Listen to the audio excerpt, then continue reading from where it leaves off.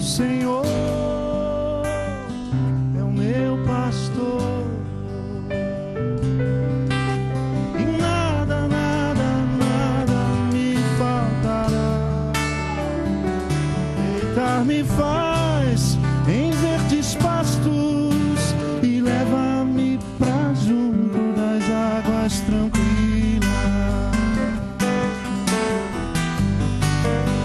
Bacharel em Teologia pelo Seminário Presbiteriano do Sul, bacharel em Direito pela Faculdade de Direito de Passos. Ele também é professor de Teologia do Novo Testamento e Introdução ao Novo Testamento do Seminário Presbiteriano do Sul em Campinas. E também professor de Filosofia na Faculdade de Serviço Social de Passos, Minas Gerais. Bom, convido também para tomar parte à mesa Desirê Rocha. Ela é graduanda em Teologia, com concentração em Missiologia pelo Seminário Teológico Evangélico do Betel Brasileiro em São Paulo. Ela está no 3º ano e também atua como missionária de base da Missão Portas Abertas em São Paulo. Também convido para fazer parte da mesa John McAllister. Ele completou a sua graduação em Línguas Clássicas no Eton College e também sua pós-graduação na mesma instituição.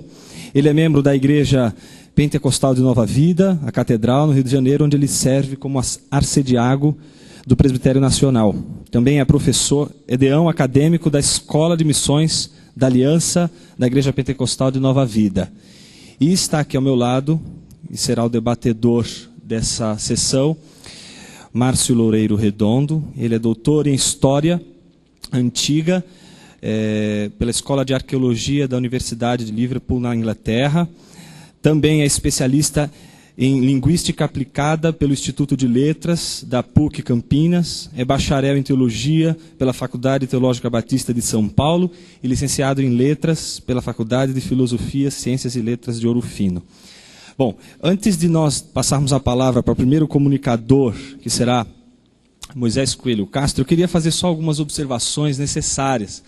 Nós temos um tempo curto e a gente precisa aproveitar, então, remir ao máximo tempo. Então, cada comunicador terá 15 minutos para apresentar a sua comunicação.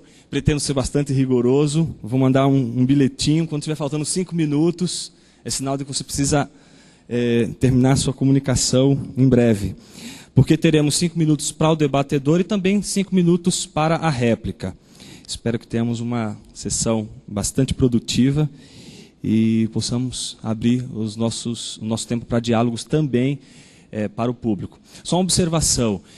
Quando os debatedores, os comunicadores terminarem, se você tiver já uma pergunta, eu pediria que você anotasse ela num papel e trouxesse ela à mesa, trouxesse a mim, enquanto o professor Márcio ele vai fazer o papel do debatedor, nesse ínterim. Ok? Passo a palavra então para Moisés Coelho Castro, que vai nos brindar com a comunicação A Experiência da Dor no Ministério Pastoral. Moisés. Gostaria de agradecer a Vida Nova por esta oportunidade, dar boa tarde a todos os presentes, já que o nosso tempo é remido, pequeno, rápido, eu vou passar direto então à apresentação do meu texto, que na verdade trata-se especificamente de uma experiência própria do pastor. Eu tenho 10 anos e 6 meses de pastorado na Igreja Presbiteriana de Passos, e esta experiência de participar do fórum serviu a mim como uma espécie de reflexão, de autorreflexão, ao mesmo tempo um tempo estratégico. 10 anos de ministério pastoral trata-se de um tempo propício para uma reflexão ministerial. E buscando lá na minha experiência própria de pastor, qual seria então um dos aspectos de grande relevância dentro do meu ministério, após 10 anos de exercício constante do ministério pastoral? Eu entendi que a experiência da dor, o pastor se envolvendo com a dor alheia, com a dor do próximo e com a sua própria dor, era uma experiência muito marcante na minha formação pastoral. Desde que eu me entendo por pastor, eu tenho partilhado ou compartilhado com algumas pessoas da igreja momentos de dor. O meu primeiro ato pastoral foi estar às 2h da manhã em uma UTI de hospital, quando um diácono da igreja sofreu um AVC, um derrame. E a filha, desesperada, membro da igreja, havia me convidado para fazer a última oração com o seu pai, tendo em vista que o quadro dele era gravíssimo. Então, esta experiência inicial trouxe a mim a ideia de que, de fato, eu estaria convivendo no ministério pastoral com a dor. E como diz o poeta Lenine, a vida não para, o tempo não para e o sofrimento não para também. A todos os dias o pastor é confrontado com a dor do próximo. E o tempo está indo embora e você precisa conviver com essa dor, você precisa aprender a lidar com esta dor. Jesus já havia nos dito que no mundo teríamos aflições. E de fato isto é uma grande realidade no ministério pastoral. Nas visitas aos enfermos, nas igrejas quando somos procurados para o aconselhamento, nos próprios púlpitos quando olhamos para os rostos das pessoas que estão ali diante de nós, nós enxergamos a dor, enxergamos o sofrimento. A dor que o ministério pastoral me obriga como pastor a ver, a me encontrar com ela. Não é uma experiência com a dor por opção, mas é uma experiência com a dor por vocação, tendo em vista que o pastor se vê diante desse emaranhado que é a vida humana, de várias experiências, das quais a dor é a mais drástica. É a experiência mais contundente e marcante na vida de um pastor. Jürgen Moltmann, que é um teólogo alemão, quando esteve no Brasil no ano de 1977, na década de 70, ele falava naquela época que a dor e o sofrimento em si não são maus, mas a indiferença sim, a apatia sim. E ele cita alguns exemplos, né? Os jovens se enveredando pelo mundo das drogas, nós temos diante de nós a matéria-prima humana, que é pessoas sem esperança, pessoas que diante da enfermidade, diante dos problemas sociais e das depressões do mundo, nos fazem como pastores acostumar com a dor. Então, Jürgen Moltmann diz que o pastor não pode, de maneira nenhuma, se ver indiferente à dor. E nós somos tentados a isto, por causa do costume com a miséria humana. Muitas vezes nós somos desafiados, nós somos confrontados com a dor, e isto não nos causa mais um sofrimento, uma compaixão. E a minha reflexão nesse texto da experiência da dor trata-se especificamente de entender que uma das veias do ministério pastoral é não se conformar com a dor, é não se acomodar diante da dor. E nesse sentido, esta experiência com a dor me comunica todos os dias que o grande desafio pastoral é não ser indiferente para com o sofrimento das pessoas. Depois que eu escrevi esse texto, eu passei a acompanhar uma senhora da igreja durante 25 dias na UTI. Todos os dias visitando aquela senhora a pedido da família, um sofrimento terrível. Ela passou 47 dias ao todo no hospital e toda a família, os filhos vendo aquela irmã, uma irmã atuante na igreja, cozinheira, tinha uma mão fabulosa para fazer comidas gostosas e ela estava ali em um aspecto de dor tremendo e os filhos vendo toda aquela dor. E eu, como pastor, eu não podia ficar indiferente àquilo. Eu tive que chorar as lágrimas dos filhos, chorar a dor daquela senhora que era tão querida. E o grande risco do pastor é perder esta paixão pela vida. E eu entendi, ao escrever esse texto, que esta experiência da dor com a qual eu sou confrontado no ministério pastoral faz parte da minha construção como pastor. Eu estou em busca de mim mesmo. Aos 10 anos de pastorado, eu ainda me procuro, eu me busco, como diz a canção cantada por Milton Nascimento. Eu sou caçador de mim. E como pastor, isso não vai se encerrar. Esta busca continua e eu preciso sempre conviver com essa dor de tal forma que ela me proponha uma autodescoberta. Então a experiência da dor a que eu me refiro é a experiência da dor alheia e ao mesmo tempo a experiência da dor própria, a minha própria dor. Por isso eu disse no texto que eu escrevo esse texto em primeira pessoa, porque é um relato exclusivo de experiências.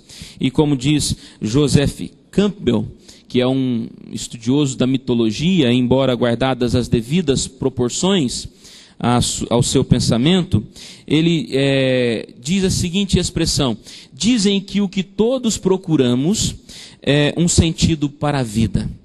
Não penso que seja assim. Penso que o que estamos procurando é uma experiência de estarmos vivos. Eu entendo que o ministério pastoral tem o seu currículo teológico, a sua reflexão teológica, que me diz como fazer e que me diz por que fazer. Mas eu entendo que são as experiências da vida que vão determinar aquilo que eu faço. As experiências do ministério pastoral. E nós precisamos compreender que, de fato, como pastor, somos inseridos no mundo de dores. E eu disse que muitas vezes eu me deparo com a dor, por opção eu vou atrás da dor, por não opção, porque vem atrás de mim por causa da dor, e muitas vezes eu me insiro na dor alheia. Certa feita, fazendo uma visita à UTI, orando com uma irmã que estava ali internada, havia 7 leitos de pessoas sofrendo, moribundos em uma UTI.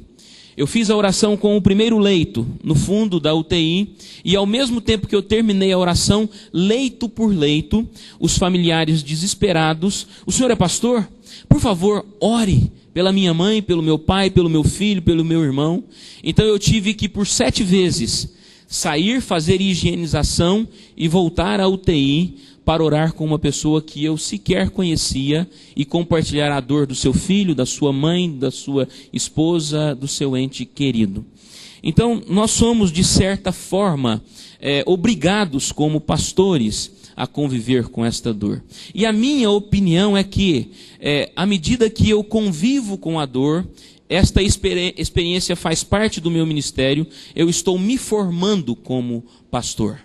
A palavra de Jesus é exatamente esta: ovelhas aflitas e exaustas que não têm pastor. O pastor é aquele que se insere na exaustão, na aflição, no desespero, na angústia, na dor alheia.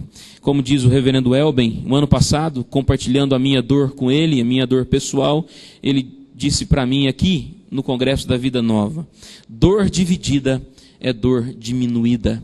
E como é bom olhar para as pessoas e perceber que quando o pastor vai até a dor, e aquela pessoa compartilha com o pastor a dor, aquela dor é diminuída naquele coração, naquele semblante, naquela família, naquela criança, naquela pessoa.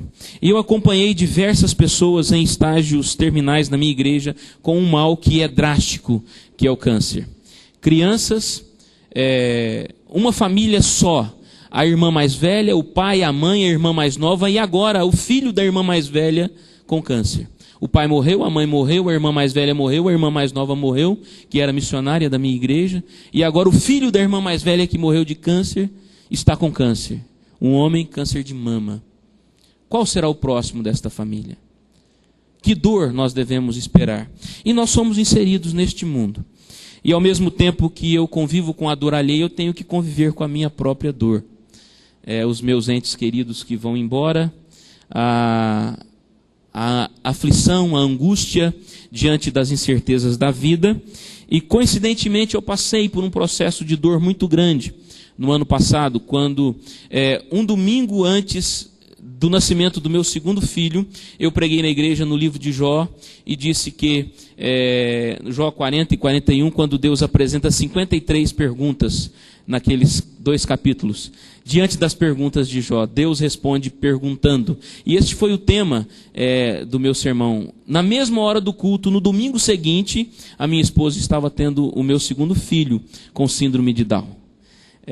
Agora era eu que fazia as perguntas, era eu que sentia a dor, e era Deus que me respondia com questionamentos, com incertezas. Como diz Albert Camus, há momentos em que precisamos acreditar na existência de Deus, erguemos os nossos olhos ao céu e encontramos o silêncio. E a experiência da dor, muitas vezes, é o silêncio de Deus na vida das pessoas.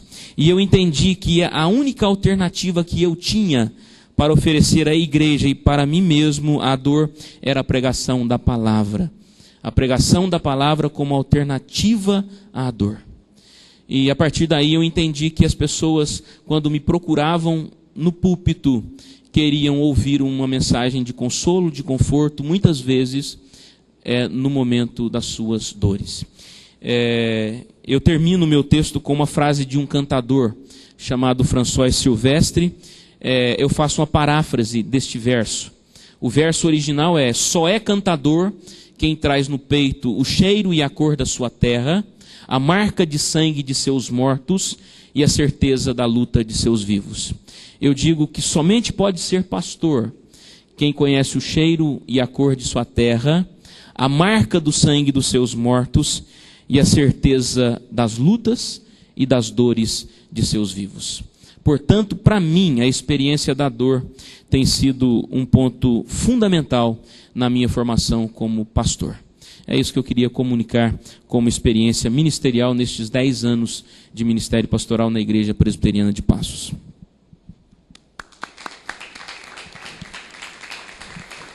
Bom, passo a palavra para o Márcio.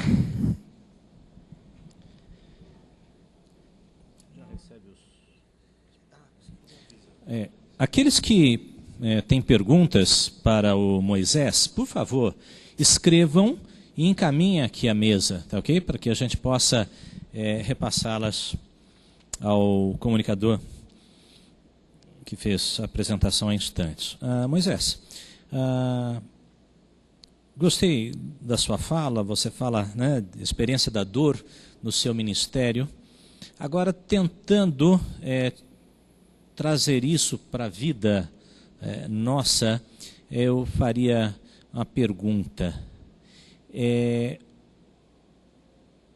Que tipo de experiência de dor é mais difícil de lidar? Você citou várias situações de enfermidade, de outros, etc. O que é mais difícil? A segunda pergunta que eu faço é: como é que a pessoa que está se preparando para o ministério cristão, mas também aquela que já está envolvida no ministério e acha que ainda não está suficientemente preparado para lidar com situações assim, e eu falo isso por experiência própria, o que é que essa pessoa pode fazer para compensar essa deficiência na sua formação, no seu preparo teológico, para de alguma maneira atender melhor a sua comunidade? Bom, a primeira pergunta sobre qual é a dor mais difícil de trabalhar, é interessante a gente observar que as pessoas tratam a dor de uma maneira, às vezes a dor que para mim não é tão forte, para aquela pessoa é grave. E aqui não é tão grave para mim, para aquela, o que não é grave para ela, para mim é grave. Eu entendo que a dor mais difícil de enfrentar é a dor daquele momento. Em qualquer grau, a pessoa que está sofrendo a dor e angustiada diante da dor, aquela dor é a mais difícil de enfrentar, porque você não tem respostas. Deus responde perguntando. Mas a dor mais difícil que eu enfrentei foi a minha, quando meu filho nasceu com síndrome de Down. Esta foi a dor mais difícil para mim. Mas a dor mais difícil que eu enfrentei foi ter que acompanhar uma criança de 5, 6 e até os 7 anos com câncer na cabeça. E depois ter que realizar o ofício fúnebre desta criança, depois de 3 anos de sofrimento com câncer. Então eu acho que na experiência comum da igreja, a doença que causa mais dor é o câncer. Isso aí não tenham dúvidas disso. Existem várias doenças complicadas todas, mas o mal que assola as igrejas hoje é o câncer. Lá na minha igreja tem um presbítero tratando com câncer de próstata, um pastor que jubilou com câncer de próstata, esta missionária que morreu com câncer no pulmão, e as experiências vão se prolongando aí, né? Encontrei com uma irmã no ultrassom da Santa Casa de Passos fazendo uma mamografia com suspeita de câncer. Então eu acho que a dor mais difícil na circunstância da igreja é o câncer. Mas a dor mais difícil de enfrentar é a circunstancial. Quando você se depara às 2 da manhã, às 4 horas da tarde, o acidente que ocorre, o filho que está lá na UTI, essa dor é a mais difícil de enfrentar. Para aqueles que estão se preparando para o ministério, talvez um conselho assim que eu dou é procurar cada vez mais se aproximar da dor. Enfrentar a dor de frente com realismo, né? Quando eu era seminarista, eu tentava me distanciar disto. O pastor é quem tem a responsabilidade. Só que tinha dias que não era possível. Quando o pastor estava de viagem, só sobrava o seminarista na igreja, né? Então está lá o seu Luiz com câncer. Seminarista, o senhor tem que ir lá levar uma mensagem de esperança. E aí, como é que você vai fazer? Então a melhor maneira é ir enfrentar a dor de frente. Eu acho que estar presente onde pessoas estão sofrendo é o meu conselho, para que você não seja surpreendido por pessoas sofrendo no seu ministério e não saber nem se aproximar. Eu acho que esse é o melhor conselho. Literatura, muita coisa pode ajudar, mas eu acho que estar presente na hora da dor é o maior desafio.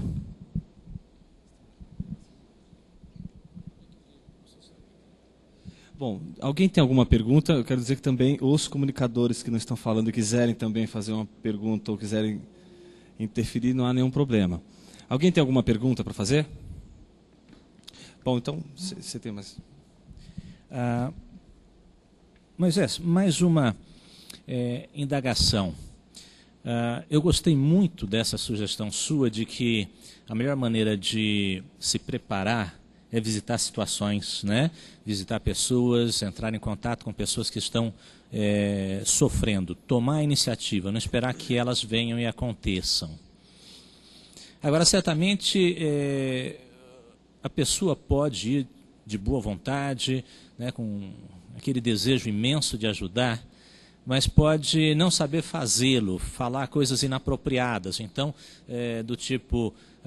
alguém está com câncer, olha, nós vamos orar e Deus vai curar, que não é esse o caminho. O que fazer? Precisamos ir. E agora, como receber alguma orientação, se é que existe, algum livro que você possa sugerir, ou de repente alguns passos, sem cair no mecanicismo falado, né, que condenado hoje de manhã, mas alguma coisa para que a gente não fique naquela esperança desesperadora. O pastor que faleceu recente, lá na minha cidade, ele foi pastor na igreja que eu sou pastor por 35 anos, ininterruptos. Uma vez eu estava com ele num velório e a família chorando. Aí o pastor disse para mim: Moisés, você está começando... quanto menos você falar, melhor. Isso me soou assim meio complicado, porque quanto menos eu falar, melhor. Depois eu pude perceber que nestas experiências do convívio com a dor, na maioria das vezes, eu não estava falando. Ou eu estava segurando a mão da pessoa, essa pessoa estava falando, ou simplesmente olhando para esta pessoa e esta pessoa olhando para mim, sem dizer muitas coisas. Então eu entendo que o que fazer é estar presente, com compaixão. Como diz Moltmann, nós não podemos perder a paixão pela vida. Este livro é um livro interessante, é publicado pela editora Haste, Paixão pela Vida. Acho que está esgotado, em bibliotecas é possível conseguir aí, é um opúsculo, são as palestras que ele fez no Brasil quando esteve na década de 70, então é um livrinho interessante, não é? Relatos que nós encontramos em textos, em experiências próprias de dor, não é? Eu li um livro recentemente, alguma coisa, eu não tenho... A Arte de Sonhar, uma coisa assim, uma pessoa que ousou ter um sonho que tinha uma dor muito grande, que era o sonho de ter um filho e não podia ter o filho. Para essa pessoa, não ter um filho é a dor maior que ela tem. Então, eu acho que ler relatos assim, experiências assim, e na verdade você vai se deparar com experiências. Eu diria que na experiência da dor não se fala muito, se faz presente. Então este talvez seja o conselho do que fazer. Estar presente, mas estar presente com um olhar de compaixão, sentindo aquela dor, que é o mais difícil, porque somos tendenciosos a sermos indiferentes, apáticos, né? A ausência de sentimento, de paixão naquele momento. O John tem uma... Pastor Moisés, como você descreveria as mudanças na sua experiência, não só como pai e pastor, mas até como professor de teologia do Novo Testamento, à luz destas experiências? Há trechos que hoje você lê ou aborda de uma forma diferente nos evangelhos, até mesmo na experiência de Paulo, que ele transmite nas Escrituras. Como isso mudou a sua postura diante do texto, e até mesmo a sua transmissão do texto bíblico? O que mudou depois que eu comecei a refletir sobre essa questão da dor foi que a minha pregação se tornou uma pregação mais voltada para experiências desse tipo.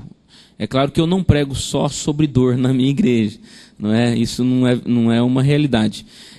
Mas a minha pregação muda, a minha palavra. Eu entendo o meu ministério de uma forma muito prática como ministro da palavra.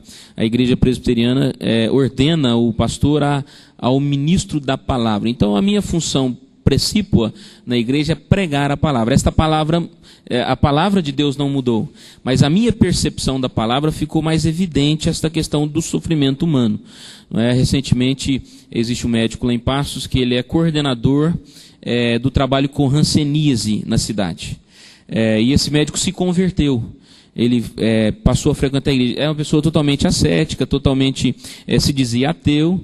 E por lidar com o preconceito e com a dor humana no extremo, na minha cidade houve uma época que era uma cidade no Brasil que mais tinha hanseníase no Brasil. E ele foi para lá e ele praticamente solucionou esse problema, mas ele conviveu muito com a ausência de sentimento, com preconceito.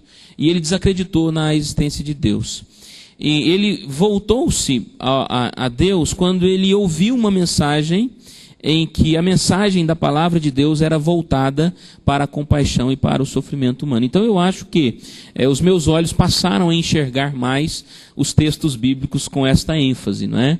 Então, via de regra, de vez em quando lá, uma vez por mês, sai uma mensagem nesse sentido no púlpito da minha igreja. E graças a Deus tem sido muito importante para a igreja, para a minha experiência pastoral também. Acho que a gente pode concluir essa primeira fase. Agradecemos a participação do Moisés. E agora passamos a palavra para Desirê Rocha, que vai falar sobre Tome a Sua Cruz. Desirê.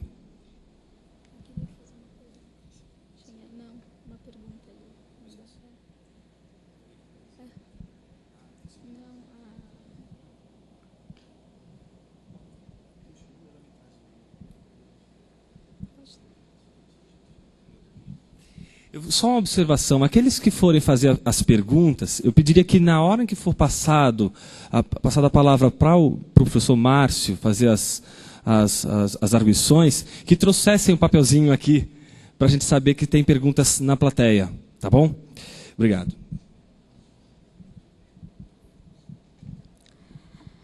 Bem, o meu texto também vai falar um pouco sobre a questão do sofrimento, mas com um enfoque um tanto diferente foi abordado com o pastor Moisés. Eu começo o meu texto com uma reflexão de João de Ávila. Eu oro para que Deus abra os nossos olhos e nos permita ver os tesouros escondidos que Ele nos concede nos sofrimentos dos quais o mundo só pensa em fugir.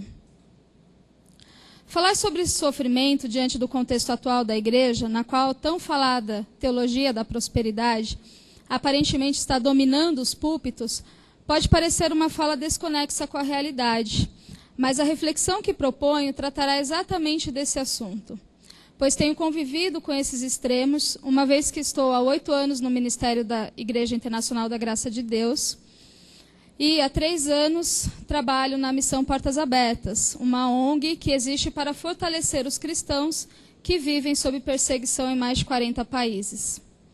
Sendo assim, inicio com base em Mateus capítulo 10, no qual temos o relato da primeira comissão de evangelismo designada por Jesus, quando ele chama seus 12 discípulos e lhe dá autoridade e poder para realizar a obra de Deus.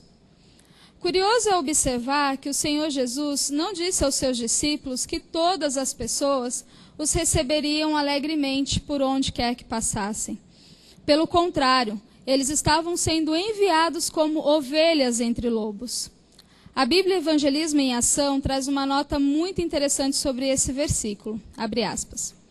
Este versículo contradiz a promessa do evangelismo contemporâneo, segundo o qual Deus ama você e tem um plano maravilhoso para a sua vida. Essa promessa pressupõe uma vida de rosas sem espinhos. Na verdade, Jesus alertou seus discípulos de que os enviaria para ficar no meio de espinhos afiados. Esta é a vida que Jesus prometeu aos seus seguidores. Seremos odiados e perseguidos por causa do seu nome. O versículo 17 começa com uma advertência. Tenham cuidado. Mas por quê? Porque os discípulos seriam entregues aos tribunais, açoitados nas sinagogas, presos e levados à presença de governadores e reis, não para um banquete com eles, mas para testemunhar a Cristo. No versículo 21, Jesus continua dizendo a eles que sua pregação traria discórdia entre as famílias, eles seriam odiados, perseguidos, tendo de fugir de um lugar para o outro, caluniados e difamados. Categoricamente, Jesus afirma que aquele que deseja ser seu discípulo deve tomar sua cruz, se autorrenunciar, perder e abandonar sua própria vida. Fazendo eco à voz de Kierkegaard, podemos afirmar que o verdadeiro cristão é aquele que se tornou sacrifício com o objetivo de chamar a atenção para a verdade de que Cristo é o único sacrifício verdadeiro. Pode-se então observar que o sofrimento e o sacrifício são para a vida do cristão tão essenciais quanto foram para a vida de Cristo. Sobre isso também escreveu Bonhoeffer. Abre aspas. Jesus, portanto, viu-se na contingência de esclarecer de modo insofismável que o imperativo do sofrimento era extensivo aos discípulos. Assim como o Cristo somente é Cristo quando sofredor e rejeitado, também o discípulo somente é discípulo quando sofredor e rejeitado, crucificado com Cristo. O discipulado, como união com a pessoa de Jesus Cristo, coloca o discípulo sob a lei de Cristo, ou seja, sob a cruz. A cruz não é desventura nem pesado destino. É o sofrimento que resulta da união exclusiva com Cristo. A cruz não é sofrimento casual, mas sofrimento necessário. A cruz não é sofrimento relacionado com a existência natural, mas com o fato de pertencermos a Cristo. A cruz não é essencial apenas para o sofrimento, mas sim sofrimento e rejeição. Rejeição no sentido rigoroso, rejeição por amor de Jesus Cristo, e não em consequência de qualquer outra atitude ou confissão. Ser rejeitado no sofrimento, desprezado e abandonado pelos seres humanos, como se lamenta tanto o salmista, eis a característica essencial do sofrimento da cruz, que já não é compreensível a uma cristandade incapaz de distinguir entre a existência civil e a existência cristã. A cruz é a compaixão com Cristo, sofrer com Cristo. Somente a união com Cristo, tal como esta se verificar no discipulado, está de fato sob a cruz. Fecha aspas.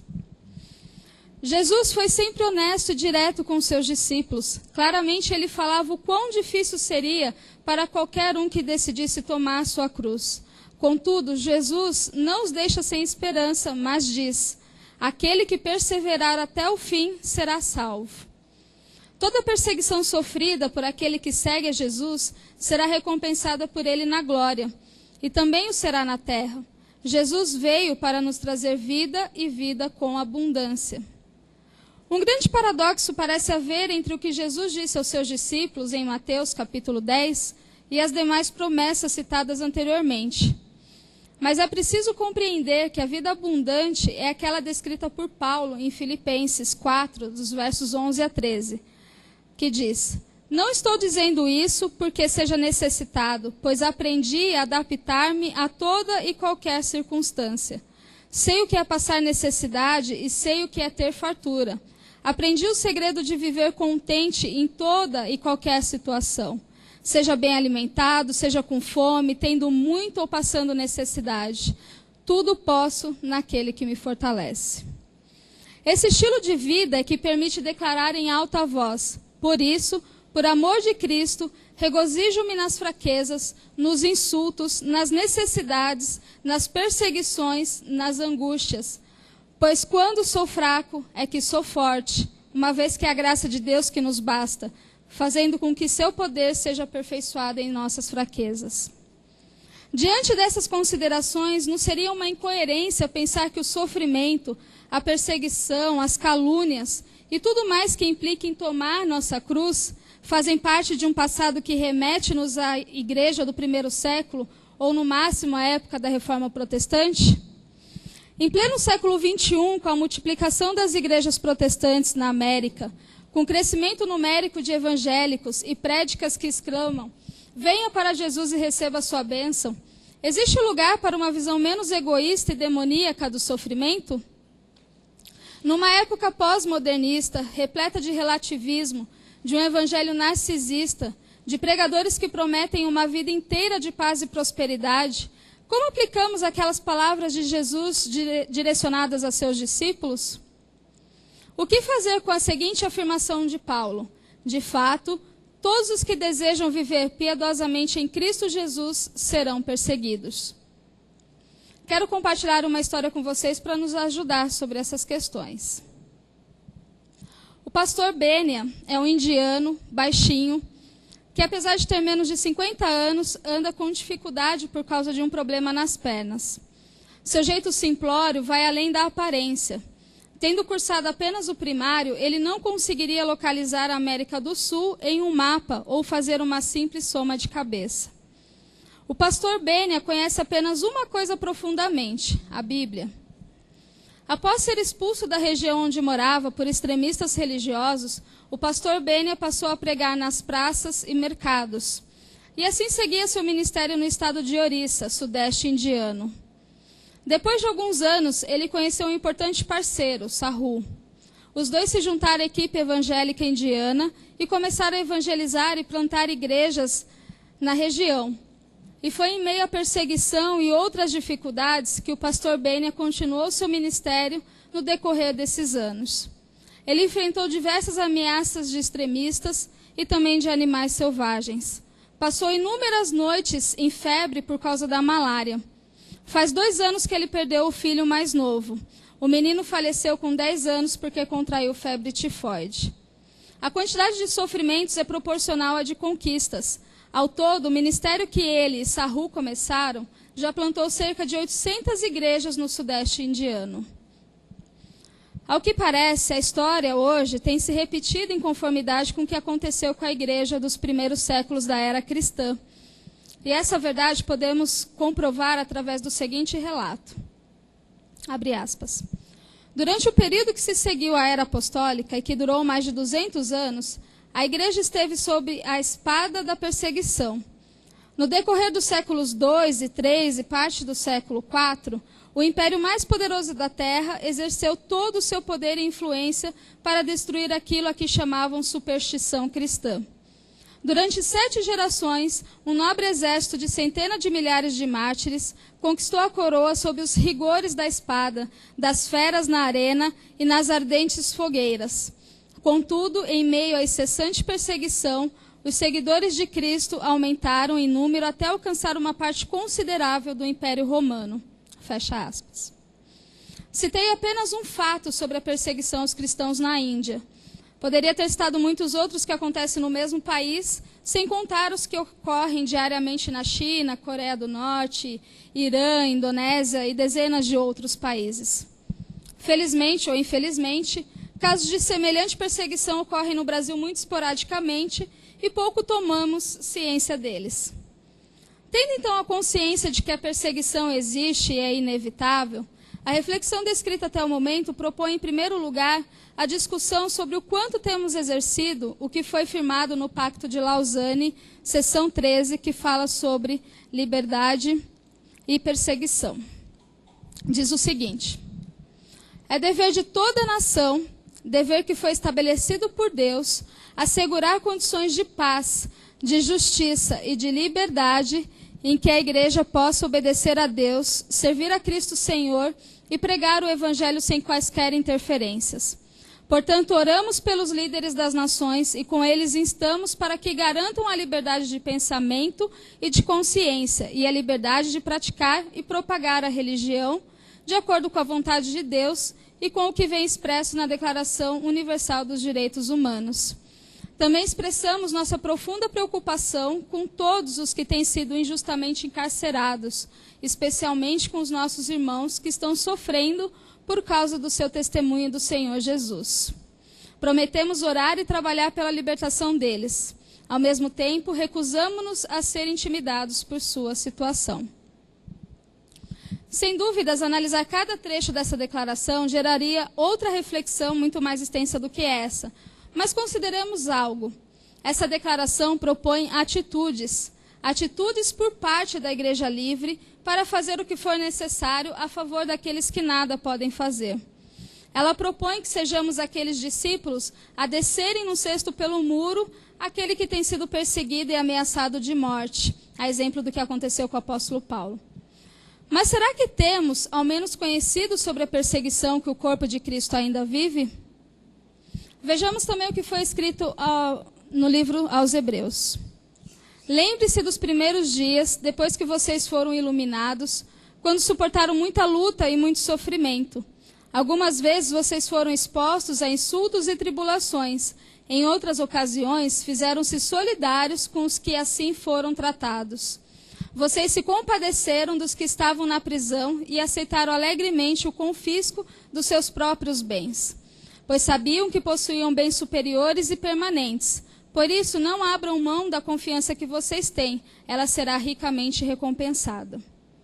Podemos notar nesses versos que os hebreus não apenas ajudavam os que eram perseguidos e sofriam, mas também passaram por perseguição e sofrimento. Estavam sendo animados a perseverar na ajuda aos demais cristãos em meio às suas próprias tribulações, porque agindo assim, a esperança da recompensa seria concretizada.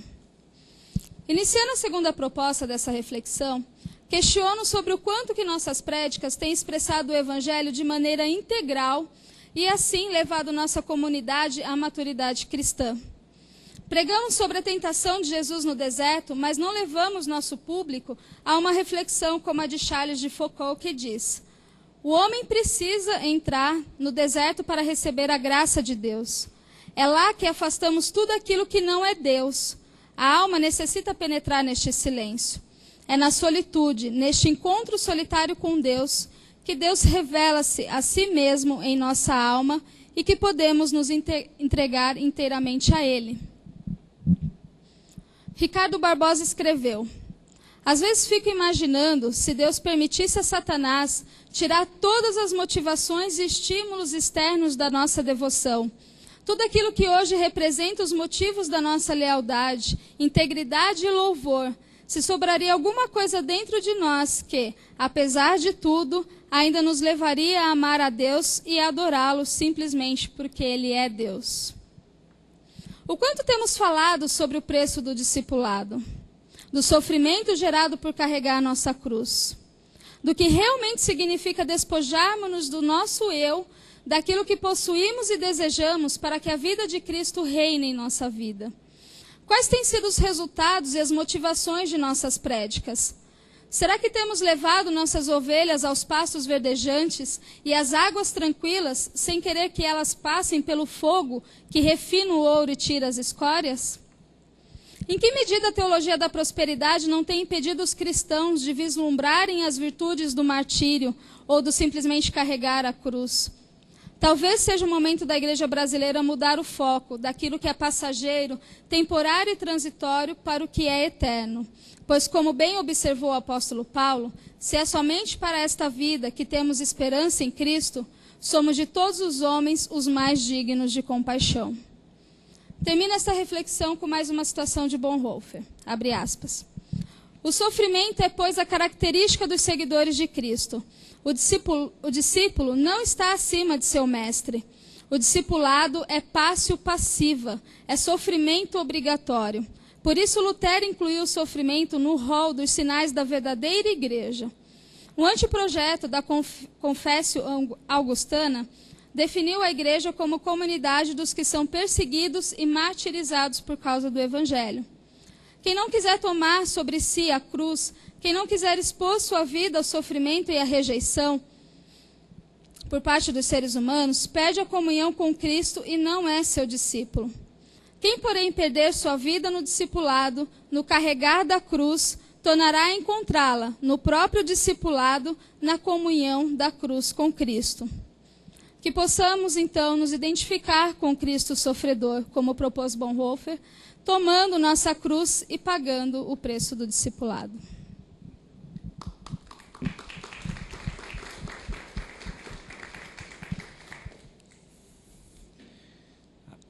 Aqueles de vocês que têm as suas indagações, perguntas, então, por favor, passem aqui para a mesa. Desirê, eu ouvi atentamente, gostei das suas ideias sobre o tomar a cruz, sobre o sofrimento implicado aí. E eu pergunto assim, de maneira bem prática, você tem contato com a ONG Portas Abertas, de que maneira tem havido perseguição contra a igreja aqui no Brasil? Alguns casos que eu já fiquei sabendo, teve um pastor que foi assassinado na Zona Leste de São Paulo porque ele estava pregando numa favela e tirando os meninos do tráfico, né, de drogas, e os traficantes assassinaram ele por causa disso e deixaram bem claro que era por causa disso. Tem o caso da Jocum, que todos ficaram sabendo, que o trabalho deles foi mais dificultado lá com os com os índios lá da tribo Suruahara, isso. Que eles tiraram, né, as crianças da tribo para vir fazer tratamento aqui em São Paulo, isso sem a autorização da FUNAI. E eles já tinham uma certa repressão por estarem lá pregando o evangelho, e isso tornou mais difícil ainda, né? Tem casos de cristãos que são perseguidos também em comunidades ribeirinhas. A MEAP, por exemplo, tem alguns casos de cristãos que têm sofrido um pouco com essa comunidade de pescadores, que tem um catolicismo muito forte. Então, existem algumas perseguições físicas, alguns impedimentos para a pregação do evangelho, mas eu creio que existe também a perseguição mais no sentido de calúnia, difamação, de rejeição pelo fato de sermos cristãos, por aqueles que não são cristãos. Eu acredito que, de qualquer forma, Deus ele permite e faz com que exista uma certa perseguição para o brasileiro, embora não seja uma perseguição como existe na Índia, na China, Paquistão e tantos outros países. Alguém tem alguma pergunta? Não sei se você vai passar a pergunta. Eu não vou passar essa agora, vou deixar para o final.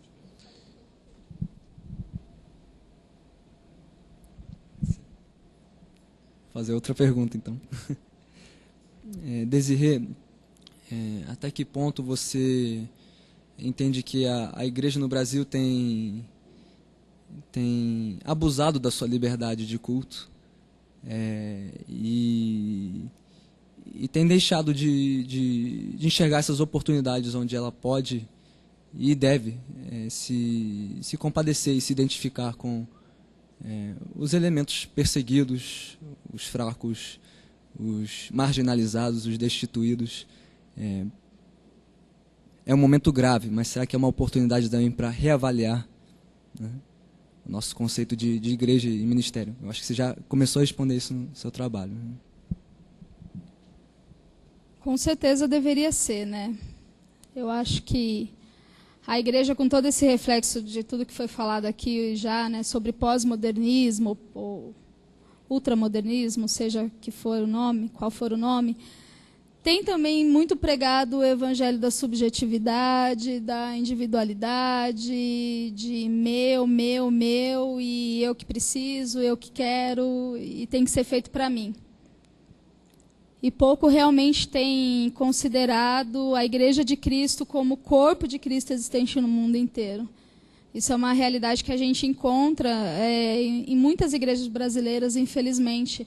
A igreja, ela perdeu um pouco aquilo que é realmente, o que significa realmente ser o corpo de Cristo. Porque está tão centrada nela que esquece que o corpo de Cristo é a igreja que existe não só no Brasil, mas no mundo inteiro. Tem passado por essas necessidades. Na Portas Abertas, por exemplo, a gente tem 12 mil parceiros aqui no Brasil. É uma quantidade irrisória diante da quantidade de cristãos que existe no Brasil ultimamente, né, hoje. Então, a igreja é muito ignorante sobre essa questão do sofrimento, da perseguição, no geral, é muito ignorante. Muitas pessoas você conversa e fala, nossa, eu não sabia que hoje ainda existia que ainda existe a perseguição. Para mim é inconcebível pensar que existe perseguição, já que Jesus, ele na cruz tomou sobre si as nossas dores. Né? Muitas pessoas acabam falando isso. E com certeza a igreja ela precisa abrir os olhos, porque algumas coisas já têm acontecido que pode sinalizar que a igreja aqui no Brasil vai sofrer perseguição.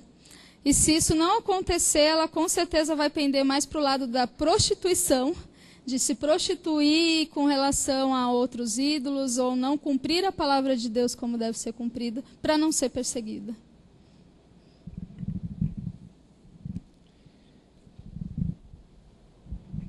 Desirê, rapidamente, a sua prática comunitária na Igreja Internacional da Graça, né? Faz parte do seu currículo, né? Como é que você tem conciliado o seu discurso, o seu texto, a sua linguagem? Os limites da minha linguagem denotam os limites do meu mundo. Como é que você concilia a sua prática comunitária na Igreja Internacional da Graça com esse discurso, com esse texto que você nos apresentou aqui nesta tarde?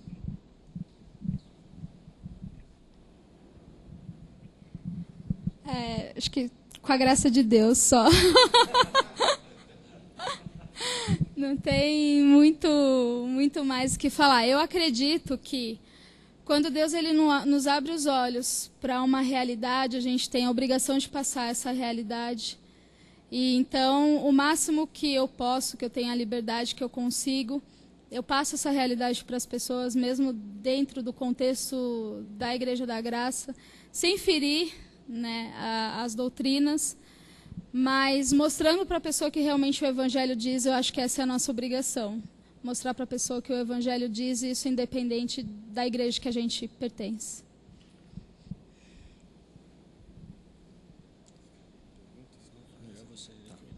Bom, se eu entendi bem a pergunta, Desirê, é o seguinte: se você acredita que há entre um discurso fundamentalista, uma perseguição à igreja por causa da teologia da prosperidade, com respeito aos neopentecostais.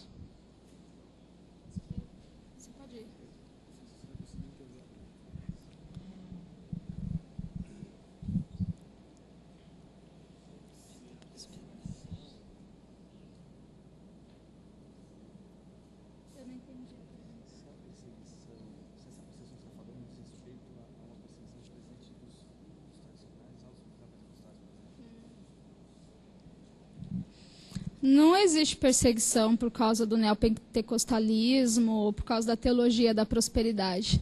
Eu acho que se existisse, a igreja reveria melhor o conceito dela. sobre aquilo que está pregando, se realmente é bíblico ou não. Acho que se existisse essa perseguição, algumas coisas seriam diferentes, mas não existe.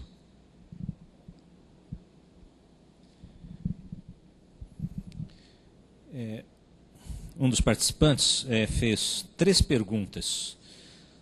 Você associa uma igreja viva e atuante à perseguição? As igrejas mais vivas são as mais perseguidas? Você acha que a igreja brasileira não é tão perseguida por ser muito acomodada, voltada para si mesma? Não sei o que significaria realmente uma igreja viva. Mas a verdade é aquilo que diz o apóstolo Paulo, que aquele que vive piedosamente em Cristo Jesus há de ser perseguido. No contexto que a Portas Abertas trabalha, nos países onde a Portas Abertas trabalha, existe a perseguição por parte de extremistas muçulmanos, por parte do governo, existe vários tipos de perseguição. E o cristão, pelo simples fato dele se declarar cristão, ele já é perseguido por isso. Não precisa ter uma igreja de portas abertas, pregando o evangelho 24 horas por dia para que eles sejam perseguidos. O simples fato de, por exemplo, eles deixarem o islamismo e se converterem ao cristianismo já é suficiente para eles serem perseguidos. Mas, com certeza, eles têm a convicção do que é realmente ser cristão. E, por isso, eles levam isso até a última consequência. Agora, por que a igreja brasileira não é tão perseguida? Eu acho, realmente é um pouco de comodismo, sim.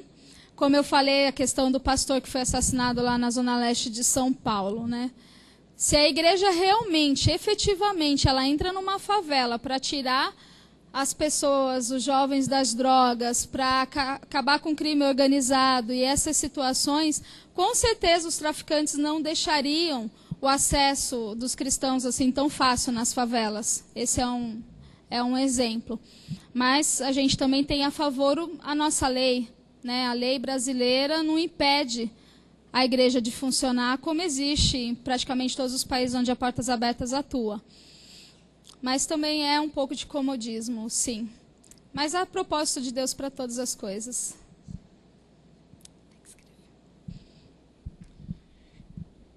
Última pergunta, e por falar em leis, especialmente no governo do PT, será que não é o caso de perseguição, esse projeto de lei que está transitando no Senado, na Câmara, não lembro, projeto de lei da homofobia? Isso realmente a gente tem considerado bastante essa questão da lei contra a homofobia. Como eu falei, existem alguns indícios de que a igreja ela pode começar a ter uma perseguição mais forte no Brasil. Por exemplo, se realmente for aprovada essa lei, vai ser difícil pregar sobre o homossexualismo dentro da igreja. Realmente vai ser difícil. Muitas igrejas protestantes, até mesmo igrejas históricas nos Estados Unidos, já estão aceitando hoje pastores homossexuais. Então, a igreja brasileira, se for aprovada essa lei, também vai aceitar ou não? Se aceitar, cada um tire as suas próprias conclusões do que vai acontecer. Se não aceitar e continuar pregando contra essa prática, com certeza vai ter bastante pastor aí tendo que comparecer diante do juiz. Isso é só um indício, só um começo. Bom, nós agradecemos a participação da Desirê. Nosso horário está passando, por isso o debate está muito bom, mas a gente precisa remir o tempo. Então, eu passo agora a palavra para o John McAllister, que vai apresentar a sua comunicação sobre da cultura do apelo ao discipulado pela catequese. Boa tarde. Todos podem me ouvir claramente? Do fundo também? Ok. Mudando um pouco de assunto, mas sem reduzir a marcha. Em entrevista concedida à revista Christianity Today, Cristianismo Hoje, em outubro de 2006, o pastor, autor e conferencista anglicano John Stott avaliou o crescimento extraordinário da igreja evangélica por todo o mundo da seguinte forma: há crescimento, mas sem aprofundamento. Nenhum de nós quer questionar o crescimento extraordinário da igreja, mas este tem sido um crescimento essencialmente numérico e estatístico, e não tem havido crescimento suficiente em discipulado comparado ao crescimento em números. Posto de outra forma, poderíamos dizer que a igreja evangélica, especialmente no Brasil, está inchando mais do que crescendo. E como todo bom médico, atleta, soldado ou mãe preocupada sabe, o inchaço é um sinal de deformação ou má formação do corpo, e não de crescimento saudável e sustentável. Novamente, Stott afirma ser inquestionável que Deus deseja que a sua igreja cresça, mas aliado a isso, que também amadureça. E é pela sua palavra que ele faz com que o seu povo cresça e amadureça. Assim como John Stott no nosso século, os reformadores protestantes do século XVI constataram o papel central das escrituras sagradas na transformação, renovação e no aprofundamento do discipulado que acontece na igreja. Chama-nos a atenção, porém, uma das propostas centrais da agenda pedagógica protestante há quase 500 anos: a elaboração e a divulgação de catecismos, na transmissão simples e abrangente dos alicerces da fé e da vida cristãs contidos nas Escrituras, desde o Catecismo Menor e Maior de Lutero até o Catecismo de Westminster. A simples menção dos termos catequese, catecismo e catecúmenos pode causar espécie em muitos evangélicos no Brasil que desconhecem esta longa tradição protestante e só estão familiarizados com o período de catequese que precede o ritual de primeira comunhão em uma paróquia católica romana. Passado esse susto inicial, muitos evangélicos, principalmente os de tradição avivalista, sejam eles batistas, congregacionais, metodistas ou pentecostais, permaneceriam perplexos ante a sugestão do resgate da catequese em preparação para o batismo nas águas, o sacramento de admissão ao corpo de Cristo. Esse anseio pelo resgate do catecumenato pré-batismal nasce a partir de uma profunda insatisfação com o número expressivo de pessoas que entregaram sua vida a Cristo, mediante uma resposta favorável e possivelmente comovida ao apelo do pregador, e que logo depois seguiram para as águas do batismo, mas que nunca desenvolveram uma afinidade com o caráter de Cristo e uma lealdade ao seu corpo, mesmo após meses ou anos de vivência em um contexto evangélico. Esse fenômeno avivalista, presente em diversas denominações evangélicas, expressa da maneira mais clara e visível o parecer de John Stott a respeito do movimento evangélico mundial, isto é, o crescimento sem aprofundamento. Um dos fatores que mais contribuem para esse fenômeno é um entendimento equivocado e truncado da conversão a Cristo. Embora a maioria dos cristãos evangélicos compreenda corretamente a natureza radical da conversão cristã como uma reorientação dos nossos pensamentos, desejos e paixões a Cristo, muitos limitam a conversão a um momento decisivo, específico e dramático, que é imortalizado por um gesto simbólico ou uma oração simples, completando-se assim o processo de conversão.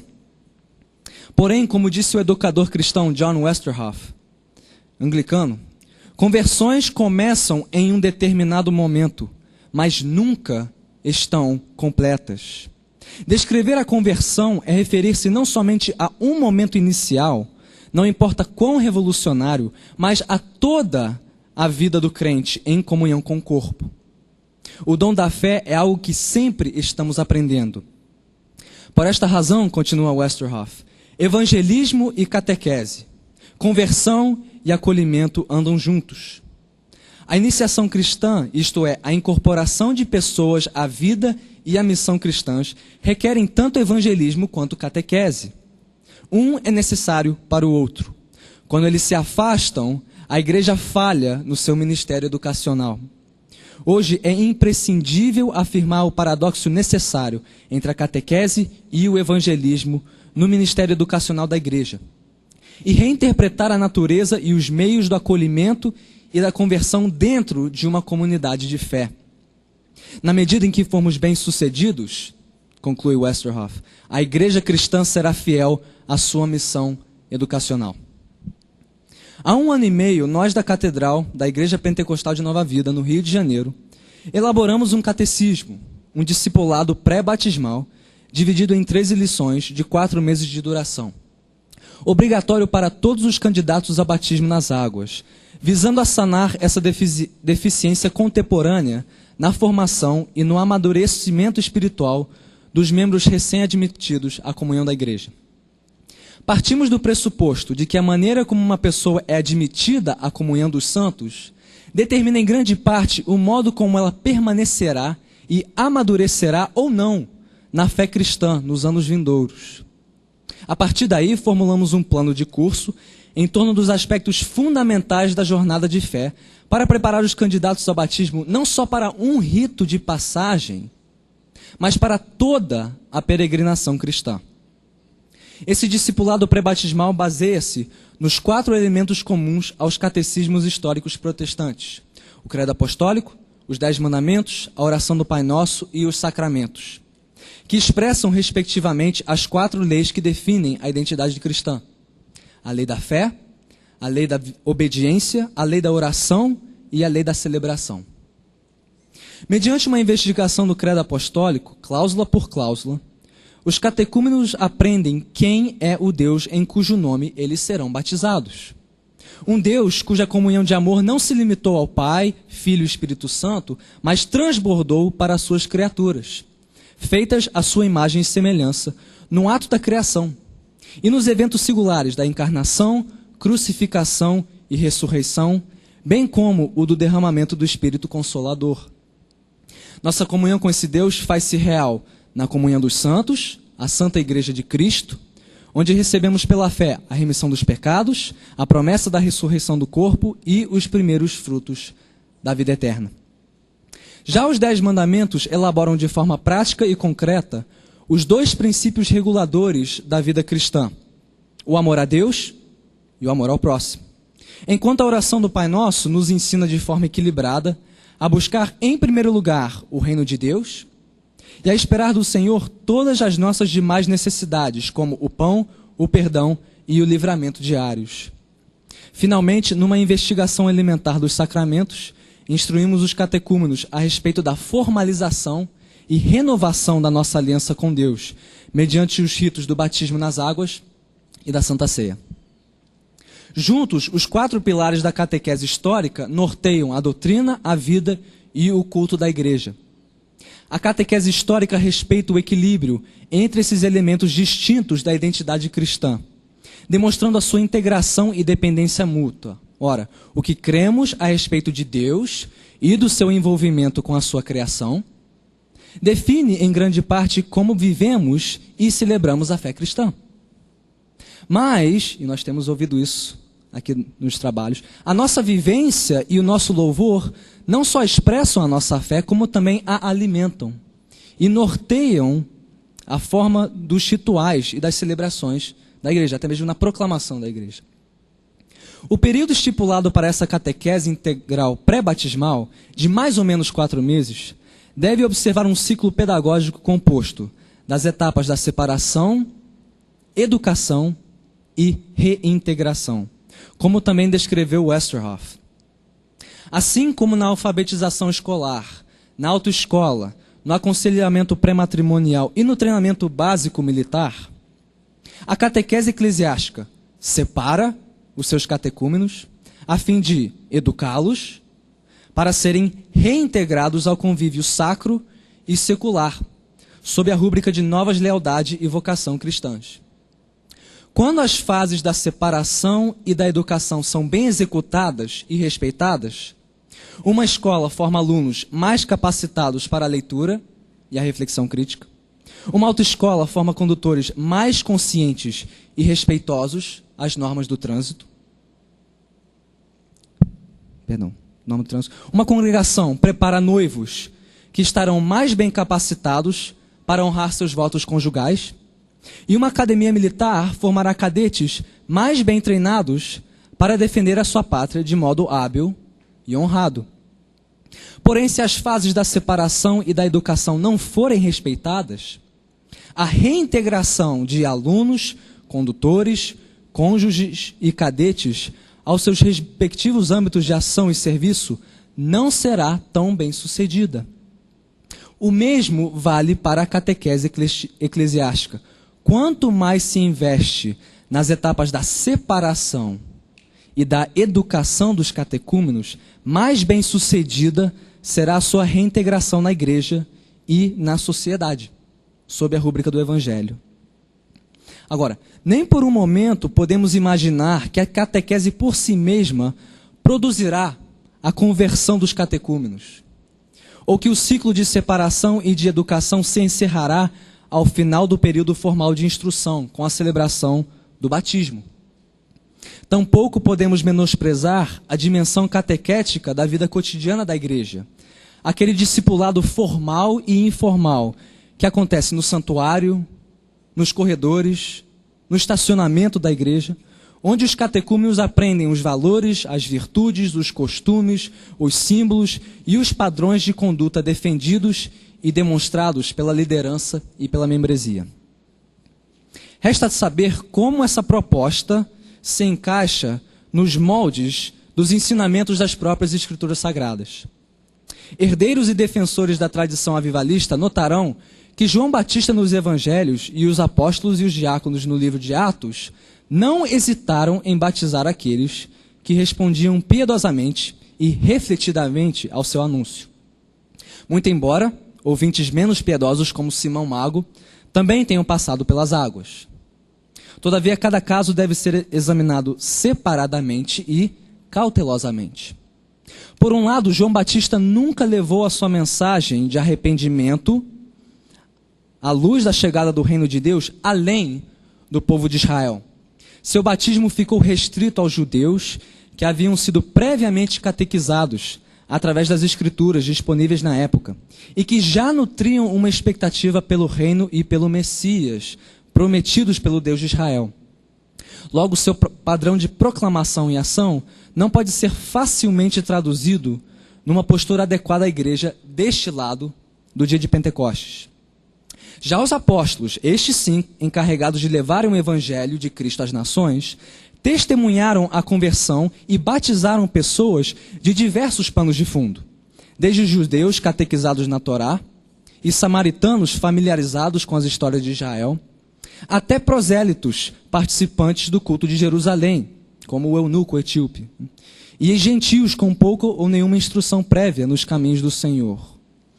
Não há, portanto, no testemunho dos evangelhos e no livro de Atos, a descrição de um padrão normativo de instrução e iniciação cristã, a partir da apresentação do evangelho, mas assim uma variedade de contextualizações deste mesmo evangelho, com base no perfil e nas características específicas dos ouvintes da pregação apostólica. Por outro lado, se aumentarmos o foco da investigação bíblica e teológica das Escrituras, constataremos aí sim um padrão de catequese, conduzido por Deus e pelos seus porta-vozes, como elemento indispensável da capacitação do povo de Deus. Na peregrinação a caminho de Canaã, o povo de Israel foi submetido à tutela da lei no Monte Sinai, a fim de viver plenamente na terra habitada pela presença de Deus, sem desviar-se para os caminhos idólatras dos cananeus e das demais nações. Embora Cristo tenha encerrado o período da tutela da lei, ele também subiu ao monte, de onde proclamou as leis do reino de Deus, que deveriam ser obedecidas e retransmitidas pelos seus discípulos aos diversos povos e nações da terra. Concordemente, o Novo Testamento dá testemunho amplo à fé e às tradições cristãs entregues de uma vez por todas pelos apóstolos aos demais discípulos de Cristo, que deveriam batalhar e apegar-se firmemente a essas tradições, a fim de afirmar e confirmar sua identidade cristã. Portanto, a defesa da catequese pré-batismal é uma proposta que almeja espelhar o padrão pedagógico de todas as Escrituras, em que a instrução elementar nos caminhos e no caráter de Deus sempre precedeu e acompanhou a peregrinação do povo de Deus. Fosse da escravidão do Egito à liberdade de Canaã, ou da escravidão ao mundo, a vida plena e abundante da Nova Jerusalém, que desce dos céus. Em suma, esta é uma proposta que visa adotar a igreja de conceitos para honrar o seu chamado de ser a escola de Jesus Cristo, mediante a separação, a educação e a reintegração de recém-convertidos, a igreja e a sociedade. Por fim, a redescoberta do valor pedagógico de catecismos novos e antigos que prezam a formação paciente e gradual de recém-convertidos nos caminhos do Senhor Jesus é uma excelente solução para a má formação ou a deformação espiritual que assola uma porção expressiva da igreja evangélica no Brasil e no mundo. A redescoberta de uma formação espiritual enraizada na história de Deus, registrada nas Escrituras, e na história da igreja, registrada nas suas confissões de fé, nos seus credos e catecismos, traz em seu bojo a possibilidade de sanar as espiritualidades contemporâneas, que vivem divorciadas dessas histórias e que produzem tanto uma fé meramente legalista e intelectual, quanto uma fé emocional e sentimentalmente narcisista. Tal redescoberta poderá ainda servir de receita contra o analfabetismo bíblico, a amnésia histórica, a anemia teológica e a flacidez ética e moral que crescem vertiginosamente no meio das igrejas evangélicas em nosso país. Obrigado.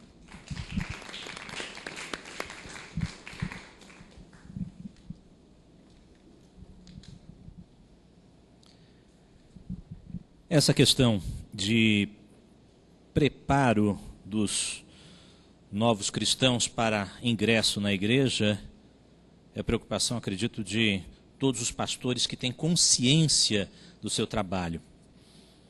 A ideia de catequese não é nova para mim. Na minha infância eu participei de igreja presbiteriana, foi nesse ambiente que eu me converti.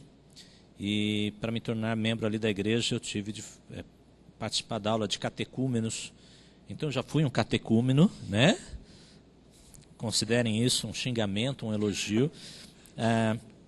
E eu ouvi com atenção as colocações do John, e eu pergunto agora, o universo teológico, de conteúdo teológico é tão grande, qual é o critério adotado pela Igreja de Nova Vida para a escolha de temas e subtemas a serem colocados no catecismo? Uma excelente pergunta que ainda está em discussão pelos pastores, pelos bispos e pelos candidatos ao ministério da denominação. O que incluir e o que deixar de fora para outros cursos. Ou seja, não deve ser só porque não está incluído na instrução pré-batismal, não quer dizer que não possa fazer parte do discipulado pós-batismal. Mas qual foi o critério de inclusão de temas para novos convertidos? Bem, para não reinventar a roda, e aprendendo com a tradição protestante, nós nos pautamos nos elementos básicos: credo, 10 mandamentos, Pai Nosso, sacramentos, tentando dar a esses instrumentos de discipulado uma linguagem acessível, contemporânea, pastoral, relacional e todas as outras virtudes do pós-modernismo que estão sendo pregadas aqui. Ainda há discussão sobre práticas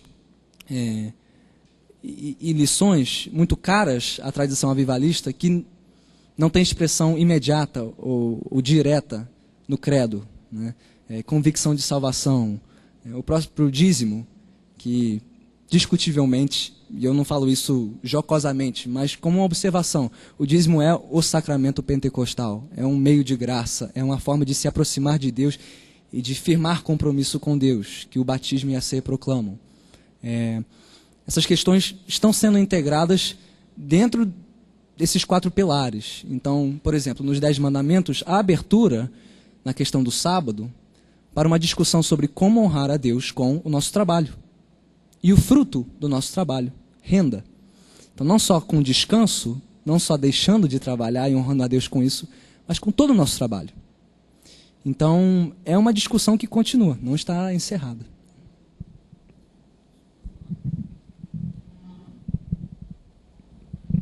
John, primeiro eu quero dizer que eu fico contente que essa decisão da igreja de vocês tem 1 ano e meio, né? Que vocês sentaram para fazer esse catecismo. Acho que quase que ao mesmo tempo do congresso do ano passado. Vocês já estavam preparando e naquele congresso do ano passado da Vida Nova, seu pai havia dito, e você também, que a sua igreja estava buscando construir um fundamento, alguma coisa assim, voltado mais para a teologia, né?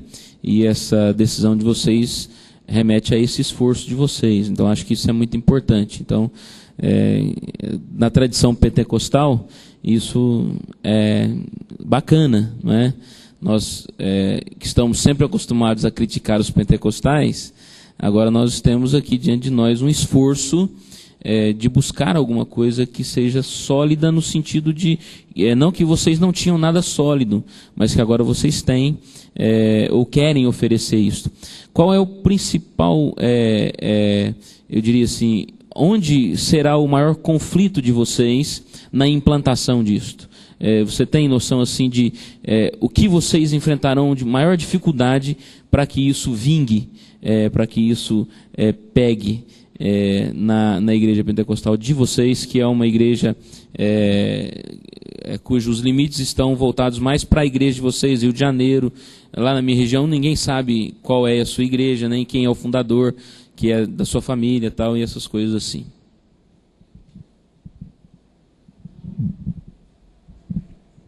Bem, como alguns devem ter adivinhado, os obstáculos maiores não estão nem mesmo no conteúdo. Quando fala-se sobre credo, numa igreja pentecostal, já há um sentimento anticatólico que aflora. Mas, mediante uma investigação do conteúdo do credo, esses preconceitos vão sendo vencidos, né? Então, tem a questão do anticatolicismo, do antitradicionalismo, mas não só isso, do ativismo e imediatismo, que é uma marca do pentecostalismo avivalista, de uma visão de santificação imediata, de conversões imediatas, que acontecem, mas que precisam ser acompanhadas. Então, é um obstáculo, mas também é uma oportunidade, porque hoje, felizmente, eu não sou o único que compartilha dessa frustração de pessoas que vêm, se convertem, se batizam, entram pela porta da frente e saem pela porta dos fundos com a mesma rapidez com que entraram. Então, até esse ativismo, esse imediatismo está sendo questionado, assim como a Desirê apresentou o questionamento sobre teologia da prosperidade. Isso condiz com o evangelho que tem a cruz como seu símbolo principal. Então, há obstáculos, há assim, dificuldades, mas há também oportunidades para se reavaliar, né? Esses preconceitos, essas dificuldades de pentecostais com elementos da tradição, né, cristã. John, uma pergunta do plenário. O que é que está implícito na fase de separação, dentro desse processo, né? Separação, educação e reintegração. Essa separação, o que está implícito? Não sei se entendi a pergunta. Uma separação no sentido de uma dedicação, uma separação nos mesmos moldes de uma autoescola, ou de uma escola para primários, para uma academia militar. Uma separação física, tem que se encontrar com os recém-convertidos para conhecê-los, para conhecer o seu pano de fundo espiritual e religioso, para saber qual é a bagagem que eles trazem para a igreja. Está implícito nisso, é uma aproximação, é um processo de conhecimento, de sondar o espírito, ver o que o espírito está fazendo na vida desta pessoa. É um despertamento, é uma reconsagração, nós estamos literalmente obedecendo, creio eu, a exortação de João, 1 João 4, testando os espíritos. A pessoa foi comovida ou convertida? Quarentena tem o sentido negativo de isolar para não contaminar. Nós temos a proposta de separar para melhor preparar. Não é para privá-lo da comunhão, mas para que ele possa entender qual é o perfil dessa comunhão. Quais são os privilégios e as responsabilidades de pertencer a essa família. Como em qualquer outra instituição, o Exército ou o trânsito brasileiro. Então, separação de tempo, uma separação física também, mas também não separação para assim, escondê-los do resto da congregação, mas para que eles possam ser conhecidos e conhecer melhor as bases da fé cristã. Acho que essa é a proposta, né? Bom, nós estamos com o nosso horário avançado, mas eu gostaria desde já agradecer a todos os comunicadores, ao debatedor desta tarde. Nós tivemos um fórum, acredito eu, de alto nível. A gente pôde aqui discutir coisas, acho que temas importantes. Algumas questões a gente pode prolongá-las nos intervalos.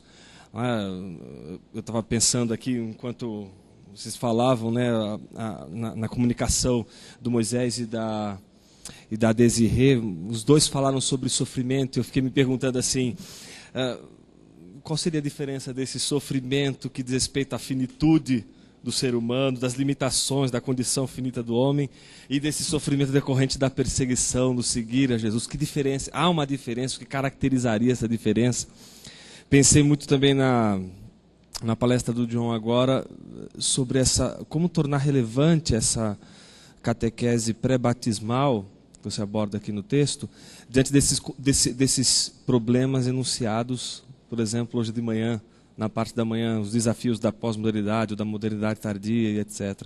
Bom, mas isso a gente conversa nesses intervalos. Agradeço a presença de todos e conto com vocês amanhã, neste mesmo horário, às 14h. Muito obrigado a todos. Só um aviso, alguém aqui perguntou como podemos obter uma cópia dos textos. Bom, eu acho que todos aqui, acho que o John até trouxe alguns. Ele perguntou e-mail. Então, eu acho que se vocês quiserem os textos, ninguém aqui vai ter pudor. Então, você pode depois pegar os e-mails com os contatos e... Isso a gente poderia ver depois, né, essa possibilidade. Acho que é assim, mas... Tá, e quem está avisando que também esses momentos estão sendo gravados. Então, mas vamos ver como que a gente pode facilitar isso. Tá bom? As outras perguntas, eu vou pedir que, como passou da hora, eu vou pedir para que aqueles que fizeram procurem depois o Moisés em particular e as façam, porque não tivemos esse tempo. Muito obrigado a todos.